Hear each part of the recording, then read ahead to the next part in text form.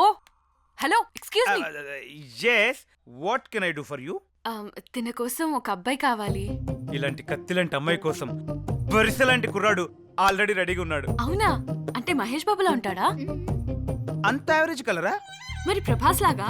అంత షార్టా? అయితే అల్లు అర్జున్ లాగా? అంత లో ఎనర్జీ? మరి ఎట్లుంటాడు? చెప్పను, చూపిస్తాను. అంతకు మించి ఉంటాడు. ఇది గో.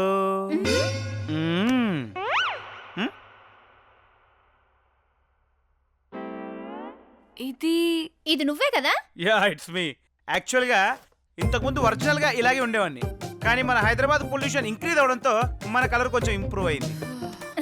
నేను కూడా గట్లనే అనుకున్నా. అబ్బా, ఏం అర్థం చేసుకున్నావు?